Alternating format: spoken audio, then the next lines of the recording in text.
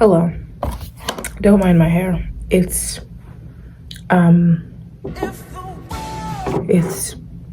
irrelevant, honestly, to this conversation. So put the phone down. This is such a weird thing to do. I don't know if I'm like speaking loud enough or anything. Root beer, no, root beer.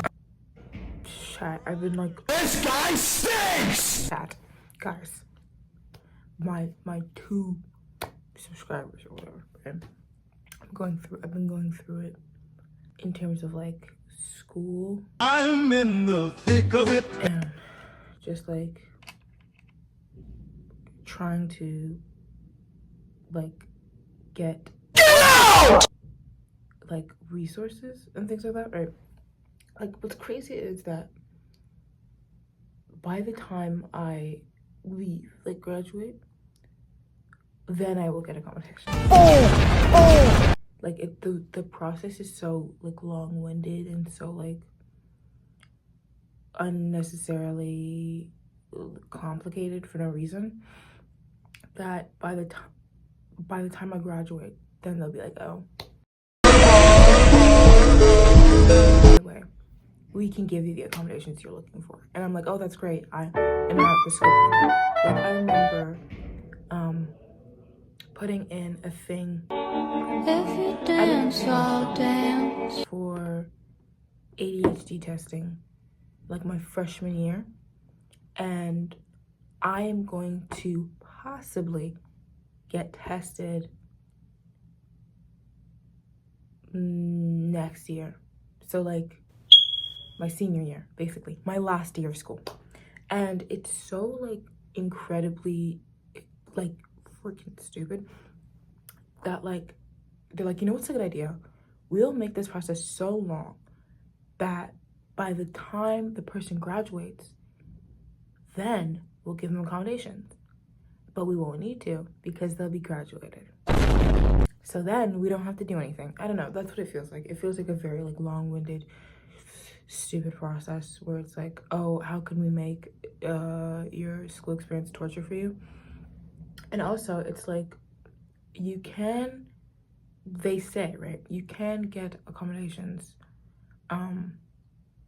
without like papers or whatever, like medical papers or whatever. But it's more of that thing where it's like, hey, you can fill out the form without forms, but we're not gonna give it to you. It basically is what it is, right? So it's basically like a not a fail safe. I don't know what you call it. It's basically like they're covering their own behinds to be like, oh, well, you don't have to, you know, we're really open. You don't have to put forms about your medical stuff or whatever, or forms telling us that you're neurodivergent or whatever you are. But you kind of have to for them to like truly accept the accommodations and be like, this is valid. We should give you accommodations. So I'm like been really struggling with that because it's big to me, at least, in comparison to like my friends or other people that I see or know. It's like I feel like I'm running on like a treadmill that's like filled with Vaseline, and so I keep slipping off.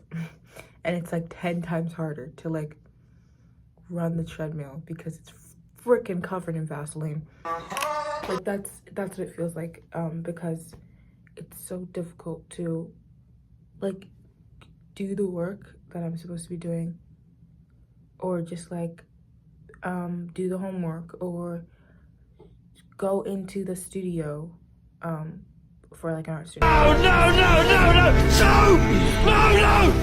And me and the person talking outside are actually co-writing this video, so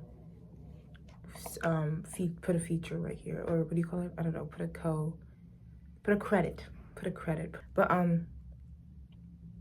it's been really difficult. Sorry, I keep looking off. I'm like, it's really weird to talk to. My time to talk. To talk to a a camera, I'm sorry, that wasn't a good joke. To talk to a camera,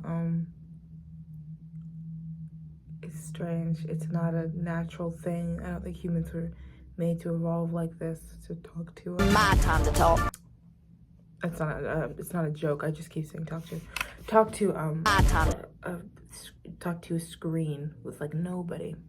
My brain goop and wrong, and school doesn't say that. No, it's not wrong. It's not wrong. Reframing Calculating comedy, loading jokes. my view of myself.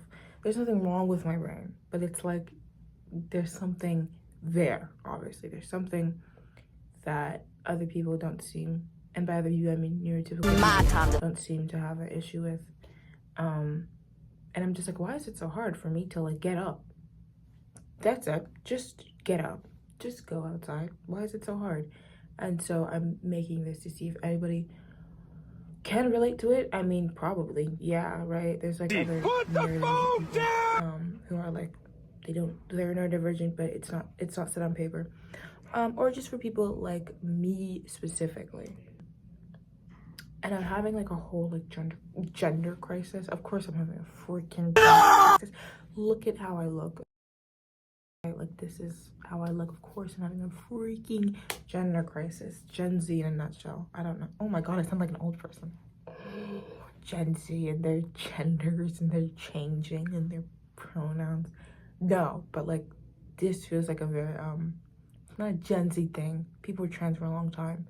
So I hate when people are like, oh, very Gen Z of you to pronouns, change your gender, change your surgery top, surgery choice of on, change gender. Okay, but anyways, so I've been having like a gender crisis. I don't know why I went into a rant about. Anyways, I'm having a whole gender crisis, and it's really, why?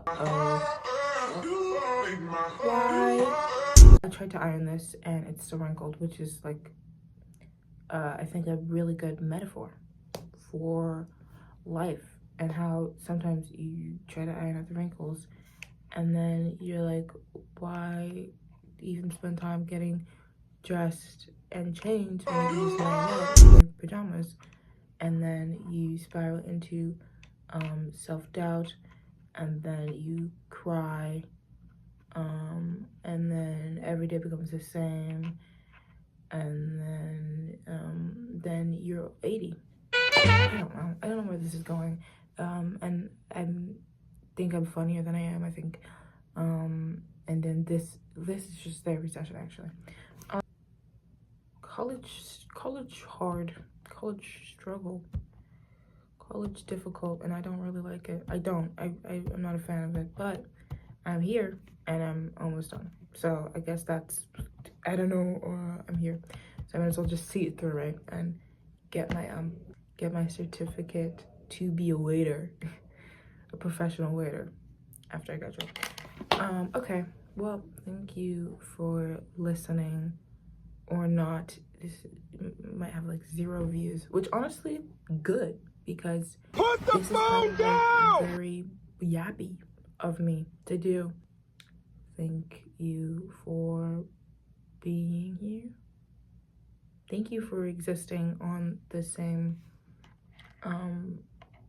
awful brain rot app that I exist on. My time to talk.